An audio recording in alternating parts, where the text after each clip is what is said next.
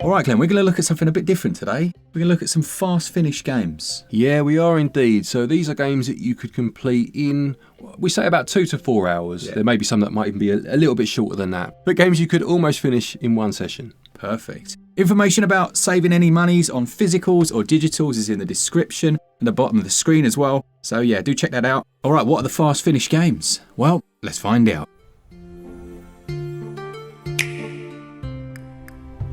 Let's start off then with one that came out right at the start of the Switch's life, and it's called Kamiko. Yeah, I seem to remember this released on the Japanese eShop first, and obviously there's ways and means of downloading from there, and then it came across to other stores. And this is a really short game. I think this might be the shortest on the list, and it takes about an hour, give or take, to finish. But it's a lovely little game. It's kind of like a hack and slash, has a very basic but very effective art style. Reminds me of games like Hyperlight Drifter, things like Faerun maybe as well to some degree, but it's the way it kind of guides you along. You know, you never get lost, hence the short run time, but you never feel like there's lost time. You never feel like you're wasting time or there's any padding. You know, it's a nice pure adventure that you can finish in a good short time. Yeah, it kind of reminded me of old school Zelda a little bit as well, you know, those top-down Zelda in terms certainly of the the way combat the looks and stuff like that. Yeah. But I mean, you're not going to be wasting any time, it's only an hour long. Exactly right, but it's because they've cut out all the fluff. No I think fluff. everything you're doing is fun, and I really appreciate it for that. You can usually find that one really cheap as well. Goes on sale, yeah. Good game.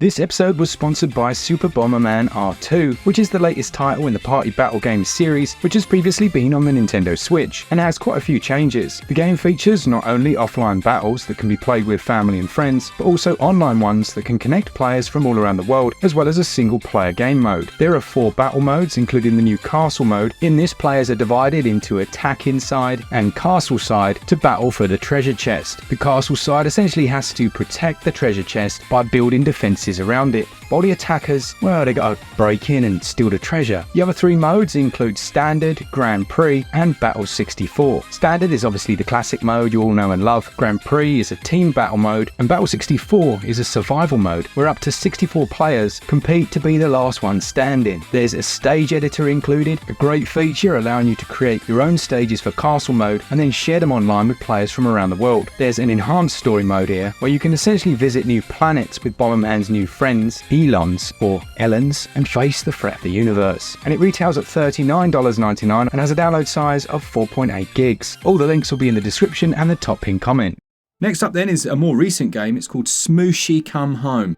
This was made by a solo indie developer, and it's a really nice little adventure game featuring a mushroom as he moves and glides around the world, trying to solve quite simplistic environmental puzzles and problems and find different objects for characters. But it's a bit of a sandbox in terms of it lets you loose on the environment and then you find your own way, you know, you decide which puzzle you want to solve first. It's not very long, obviously, that's why it's on this list, but it is really coherent in the way it delivers what it has. Yeah, I think that's the thing, isn't it?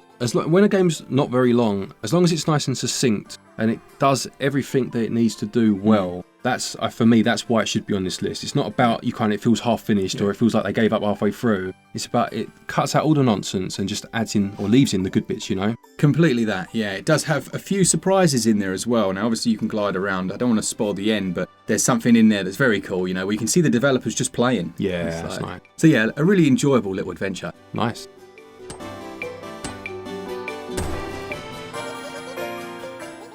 Next then we've got, again, a nice short and sweet game called GRIS, which is a 2D platformer, puzzle platformer, where you play as a young girl, almost trapped in her own sadness, as odd as that sounds. And you will need to traverse the world and you will gain upgrades. I believe, it's been a while since I played this, they're related to her clothes or to her dress. And these will then obviously allow you to access other areas that you couldn't get to before. But again, whereas that could have been a big open world thing or it could have been 6-8 hours long, it's combined or condensed down into something that's very playable in one session.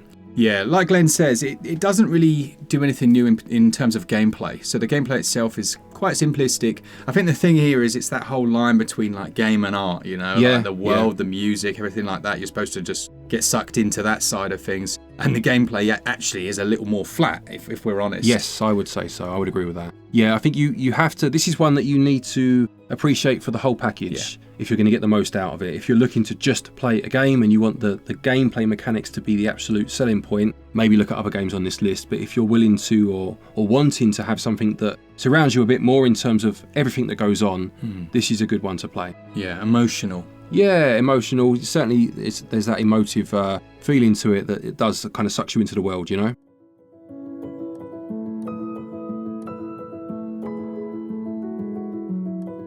Next up then, we have Nuclear Blaze. Yeah, I reviewed this one and I was very pleasantly surprised. It comes from either the team or one of the development team from Dead Cells. But it's a very different sort of game. It's a linear adventure where you play as a firefighter that's gone into a factory to kind of, well, obviously put out the blaze, but work out what happened and, you know, why it started. And you will gain more power-ups as you go along, very similar to GRIS in that respect, that will allow you to move on. It's one of those games where, you know, the further in you go, the more intense it becomes. It starts out, you know, fairly basic in terms of what you're doing. It kind of drip feeds it to you, which sounds strange in a game that's only a couple of hours long, but it does it very well. And then when things get quite tense and there's, you know, explosions going on, you really do start to feel it. As well as that, there's a couple of extra modes. It's like a really difficult mode that's added that will certainly add to that play time. So I'm only talking about completing the story mode. So there's definitely some extra value to be had here, but just playing that story mode itself, I was left wanting more, and I always feel that's a good thing, you know? Absolutely, yeah. It doesn't often happen that way around, does it? No, it doesn't. Normally you're kind of, you know, flagging towards the end. Exactly. Here, this could have been another hour long, and I'd have been happy, you know?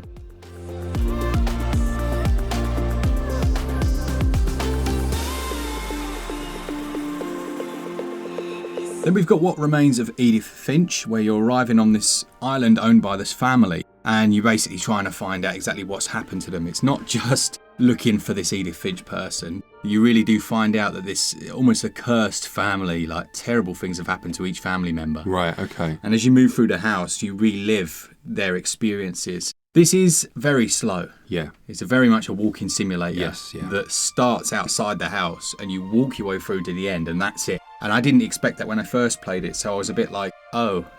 Yeah. You know, it wasn't what I was thinking. What I will say about this one, have you played this? I haven't played this one. I remember it coming out and I remember it being praised and a lot of positivity around it. I do like walking simulators. I generally err towards the side of horror games when it comes to this type of genre, if it's a genre of its own now. This isn't a horror game, is it? No, it's not. I think you will.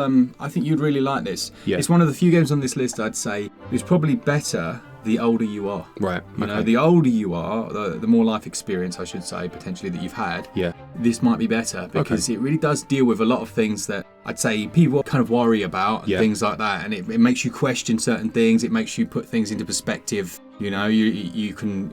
I found it very useful for looking at the positives of life, even though it focuses sometimes on the negatives. Yeah. You know, because a lot of these people have horrible experiences, you know, that we didn't have. Yeah. And I just found it quite an existential experience. Yeah, I think that's the thing with the walking simulator, again, genre, if that's what it's called now. But it's a very good way of telling an interactive story, isn't it? Again, if you just come out of yourself a little bit and accept that it's not a game in the popular sense of the word, there's not a lot that you necessarily do, if you like, but you want to hear a good story, maybe a slow burner, like you say, for a couple of hours, you know, same as you would with a movie. Yeah. These are a good option, aren't they? They really are. It is. I will say it's hard hitting though, so it's absolutely not for kids. Okay, so it deals with some mature themes. Yeah. Something totally different, and one of the co-op games that I think we might have spoken about recently is Brother: A Tale of Two Sons. Yep.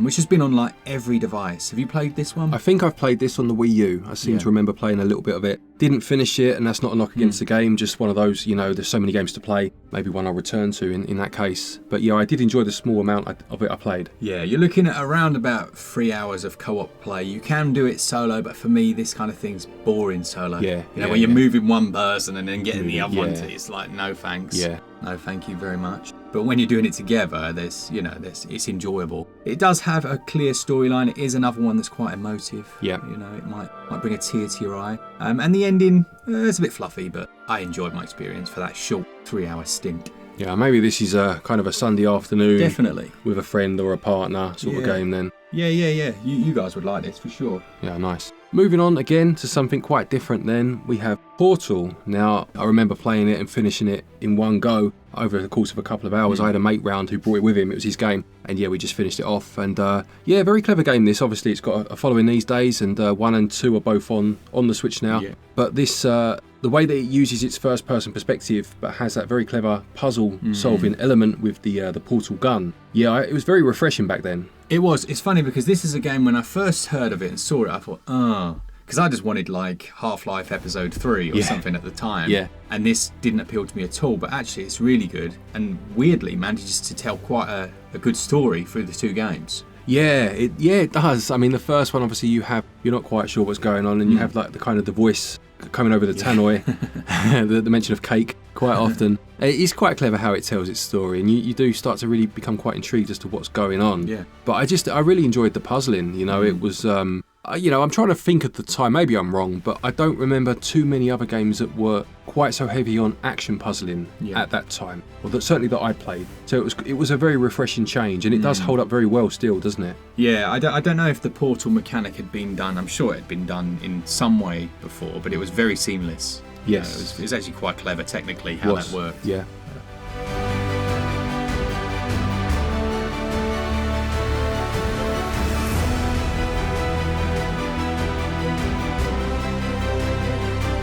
Right, from that over to something that you are certainly going to know all about, Glenn, and it's Teenage Mutant Ninja Turtles Shredder's Revenge. Yeah, I mean, any number of beat-em-ups could have made this list because they are, by their very nature, quite short. I would argue this is, it's certainly one of the best on the Switch, potentially the best in terms of how it handles its mechanics and just what a love letter it is to the Turtles franchise. I would say this is more of the kind of crowd control method of beat-em-ups where you have so many enemies thrown at you, they die very quickly, but you're constantly having to fight them off to keep to a manageable level. And in co-op, obviously, it's fantastic fun. But the game is only about 3 hours long, depending on your skill level, which surprised me. Obviously, I played through it. I thought it was a bit longer than that, but no, it is about 3 hours long. But that is just about the right length, But it's also very replayable, certainly in co-op.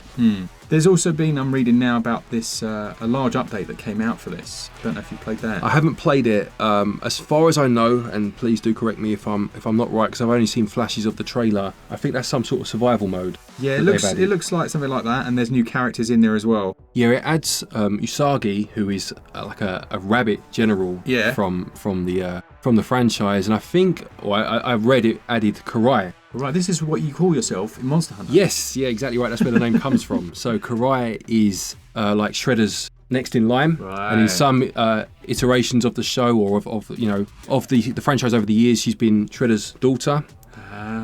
So Karai, makes sense. Yeah, is my handle, my name in Monster Hunter. That's right. Finally, there you go. Nice one.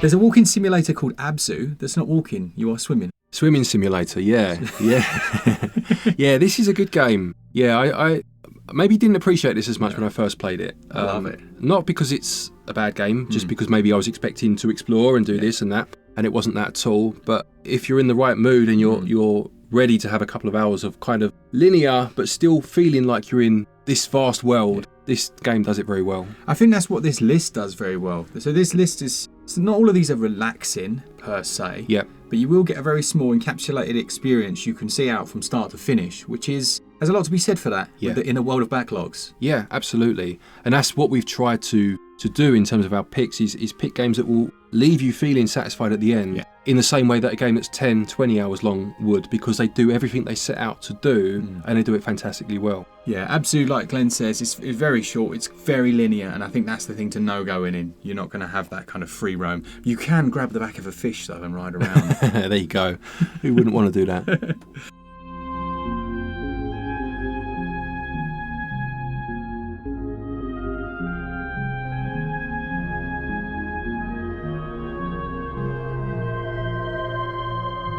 Turnip Boy commits tax evasion. There is a sequel of that coming soon, but this one is very short, about 2 or 3 hours long. Yeah, it's like an action-adventure game. I mean, you kind of mentioned Zelda games when comparing another game on this list to them, but this, I would say, very much is like that. You know, that classic kind of top-down action adventure. Lots of humour in there. You play as Turnip Boy, who has been told by the mayor of the town that he hasn't paid his tax for X amount of years, and therefore he must do all of these jobs for him. Yeah. And this sends you off on a variety of quests. Again, picking up items along the way that will help you get further into the game. Just a very well-crafted game that, again, doesn't outstay its welcome. You know? No, it's the mayor of Onion Town, isn't it? I believe so, yeah. Again, like I say, it's very heavy on the humour.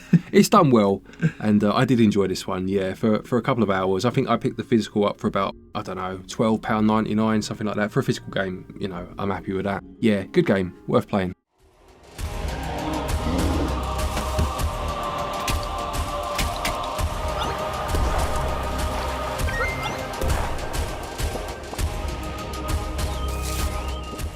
And then finally then, which I think potentially could be a hidden gem, although you had heard of it, is one of my little sales pickups in my ever-growing ridiculous backlog, was a game called Toem, which is actually currently on sale at the moment until September the 24th. Nice. And it's a little, let me show you, it's a little isometric, monochromatic adventure game where you go around and take photos. I know you had heard of it. Yeah. I remember it was either in a direct or something, I remember seeing it. Yes, it was. You're right. The reason I know of this one, actually, is because a good friend of mine, good friend of the channel, Dave Morris over at SavedX Gaming, his wife actually picked this as her game of the year. Wow. For which, obviously, whichever year it came out. And I remember watching the segment in their video based on it and thinking, oh, wow, that's a nice little game that you hadn't heard of. Yeah, you go around taking different photographs and solving puzzles, but it is very chill in terms of the music, soundtrack. Yeah. Like, it's very much a relaxing, short finish game with quirky characters, Glenn. Yeah, but again, just very different, isn't it? There's no risk of death or anything like that, say, but it presents its own challenges. I do think this is quite a nice, diverse list.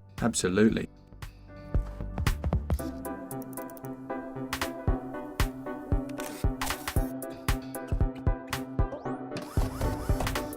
Now, we would end there, Glenn. Yep. But I refuse to. Okay. Because what I wanted to do is have the ultimate short finish game at the end. Okay. And I forgot to put it on, which is why I had that real brain fart a second ago and kind of froze in space and time. And he was like, what's happened to Mark? Yeah, he like poking me with a stick. He literally just, it was like his body had just frozen completely.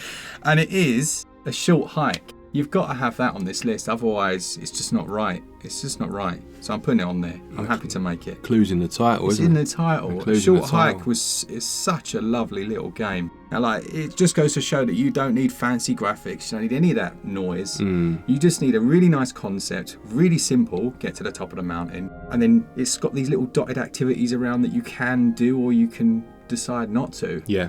I don't know if you played this, but you're getting little feathers that then help you glide for longer and you can ascend more. And the concept is just so simple, but it's for me perfect for this style. Yeah, I do know of it. I haven't played it, but had like a, I don't know, almost like a 32-bit style, didn't it? Yeah. That kind of, I don't know what you'd call it, like almost not low poly exactly, but almost like low pixelated, if that's a thing, It really was. Yeah, it was. It was like you took a dial and just made those pixels larger. Yeah, exactly. But it works very well. It really does. Yeah. Yeah, super smooth, 60 FPS, just a nice game to play. I've seen my daughter do this about 4 times from start to finish. Yeah, just play through it again. It's great. So perfect one for this list. Sorry, I had to add another one on there. And as Glenn said at the start, just let us know your picks down in the comments. We'll probably use a lot of them for the Christmas version of this video. I'm sure.